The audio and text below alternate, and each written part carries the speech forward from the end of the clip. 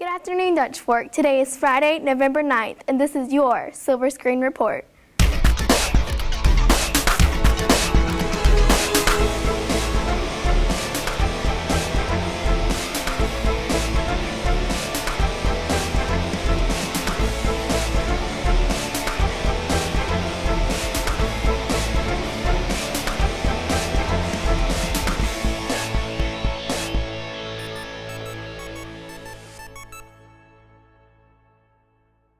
Tuesday night, Barack Obama won the electoral vote in a second term as president.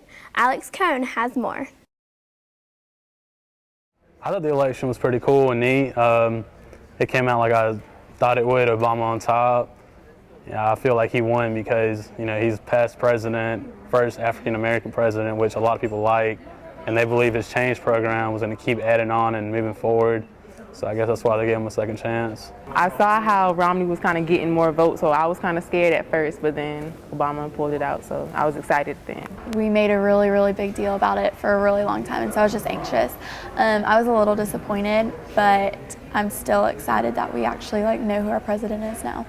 No one really likes the two-party system, I don't think. I mean, it's really come down to whose team is winning. I mean, it's not, people don't really think about what's really happening.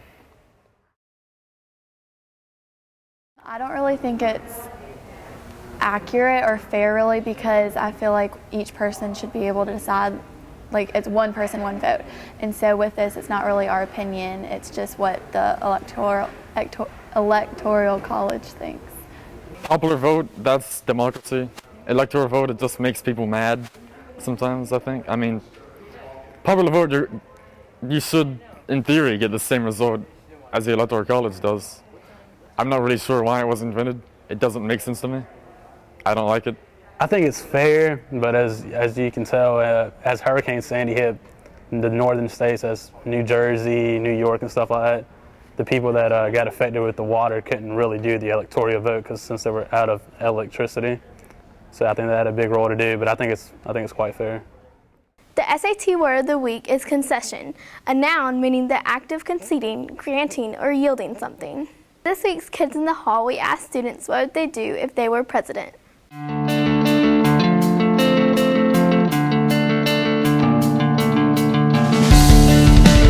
I would try to end world hunger, but I would have kids have more freedom with their clothing in school, basically.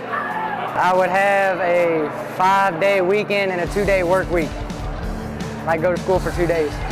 I would make students not have to go to school as much, and whenever you go into school, you only take the certain subjects that would go towards you getting your major in college, so then you don't have to take the pointless classes that you're not going to need to use.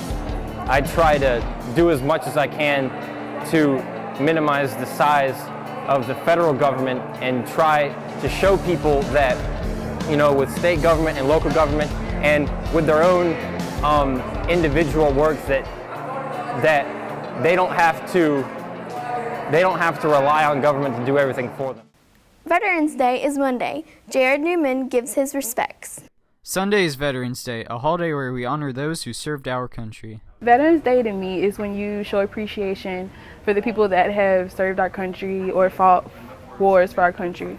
It's a chance for us to honor veterans and people who have performed the ultimate sacrifice, who have served their country and have died in action. It is important to celebrate Veterans Day to remember those who fought for our country. Veterans, once we have served, we don't get any recognition, so this is one day that we set aside as a federal holiday, and we have a chance to recognize those ones who have served.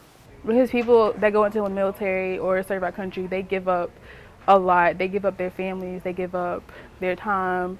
They can have normal lives, and the life in the military is completely different from a civilian life. Sergeant Wetstein explains what you should do to celebrate Veterans Day. We celebrate with veterans by showing the American flag, because that's what they serve for. They serve to protect this country, and the flag being a symbol. So that's what you should do. This has been Jared Newman for your Silver Screen Report. For this week's tech review, Dahlia Beckett talks about the app Around Me. Around Me is an application that enables Apple users to search for various businesses and locations around them. These locations are separated into specific categories such as restaurants, movie theaters, and nearby landmarks.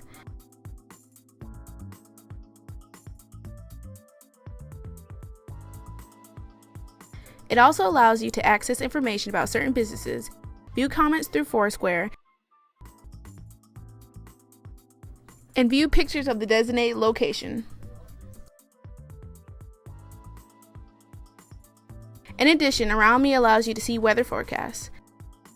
The maps given are similar to a GPS system, assisting users to get to their desired location. This has been Dally Beckett with your Tech Review. Recycling is important to the environment, but teachers and students have been missing the bins for garbage. Jacob Sprinkle cleans up.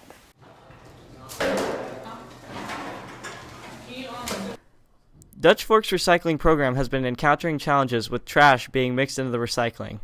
The number one problem right now is that everybody takes all the stuff that's recyclable and trash and everything together and just drops it down in one bin and expects us to be able to pick through everything and decide what's recycling and what isn't. It would make our job much easier if we would actually separate everything the way they're supposed to be, and before you dump in the bin, see if there's any trash in there and get the trash out before we even get started.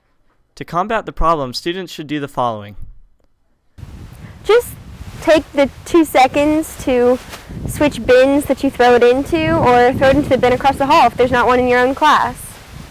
I think one of the big problems with why we don't recycle now is because we don't realize how important recycling is to the world. Students need to be more considerate of the environment and recognize recycling can make a difference. I think that if we make a full announcement to all of our students here at Dutch Fork, that we can get our point across, and also if we put up signs in front of the cans. I think one of the big problems that we have here is that not enough people are taking the time to recycle, and then the ones that do aren't kind of doing it correctly. I think the first thing is just to realize that somebody ends up having to separate all these things into different compartments, and just to take the time to say, you know what, this is trash, let me throw it in the trash can. You know, these are cans or bottles, let me put them where they belong. This is paper or cardboard, let me put it where it belongs, and then recycling wouldn't be near the chore that it is right now. This has been Jacob Sprinkle for your Silver Screen Report. Last Friday night, Dutch Fork beat North Augusta 28-21 on senior night, which marked the last home game of the regular season. Brandy Williams passes the ball.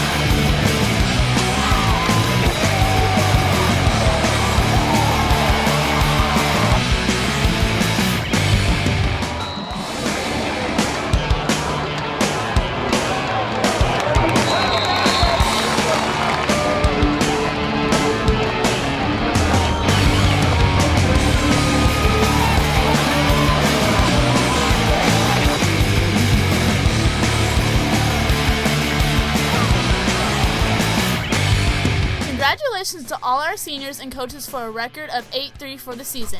Good luck in the playoffs. This has been Brandy Williams for your Silver Screen Report. For this week's student profile, Ariana Mount talks to junior Haley Sprinkle about her musical career. Junior Haley Sprinkle was cast in the Lexington Village Theater cast of The Little Mermaid. The Little Mermaid is definitely an inspiring Disney story. It's really great. It's got a happy ending, you know. Ariel gets the prince in the end, like the movie. It's a mix of the movie and the Broadway version, so there's some things that are different, but most of it is the same, you know, the same fun songs like Under the Sea Are There, Part of Your World. But overall, I feel like it's a good time for everyone, no matter what age you are. The process of becoming Ariel did not come easily to Haley. Ariel was a lot easier than I thought it would be. Character-wise, like, I feel like I was able to pick up on her emotions well and like really connect with her, but the physical aspect of becoming Ariel was really difficult with like my hair. A lot of people think, you know, oh well, she has red hair already, like she doesn't have to do anything. but it's a process to make my hair be the Ariel hair. Haley's teachers appreciate her roles in the classroom and see her prospering in the future. There's always going to be some kind of music in her life, but more likely mostly musical theater. Haley is such a gift to the yearbook staff. She always has her work done on time, and what's the best part is her energy, that she's always interested in going and interviewing people and not afraid to talk to people, and always willing to do the extra, like someone can't do something, she's, oh, I'll take care of it for you, and just always really positive and upbeat. Haley's classmates look up to her and admire her character. I've known Haley since sophomore year when I started chorus. She's really, really, really amazing. Like, she was one of the first people I met, and I was like new to the whole chorus scene because I didn't do chorus my freshman year, so I didn't know too many people in the chorus program, but she was just one of those giddy people that's always smiling, that you could come to and talk to, even if you weren't like super close friends with her, so she's really, really nice. Haley explains what she wants to do in the future. I can't see myself doing anything else than musical theater after high school. It's what I'm the most passionate about. You know, I've been doing it for 12 years, so I feel like doing anything else would almost just be like throwing away the past like 12 years of my life. This has been Ariana Mount for your Silver Screen Report. In the wake of Hurricane Sandy, fake photos have been circulating Facebook and Twitter. Logan Ellis separates fact from fiction.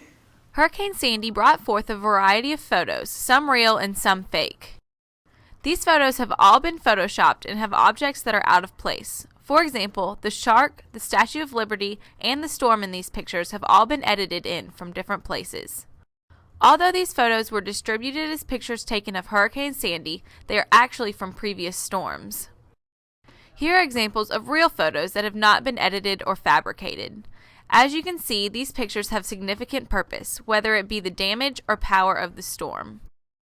A great way to tell whether a picture is real or edited is by checking the website they came from, the credibility of the source, or by analyzing the photo and checking for evidence of Photoshop or color editing. This has been Logan Ellis with your Silver Screen Report. The first round of football playoffs will be played at home tonight against Hillcrest High School. In honor of Veterans Day on Monday, please wear something patriotic or representing a branch of the military. If you would like to be a reading buddy, please pick up an application form from room 200. FBLA will be having a mandatory meeting after school on Thursday, November 15th. Please do your best to attend. Thanks for watching. We'll see you next week. On senior, okay, Tuesday night, Barack Obama won the election. With the anticipated, okay. All right. Oh, okay. It's a sentence. All right. Oh. Yeah. I was like, wait, that doesn't sound right.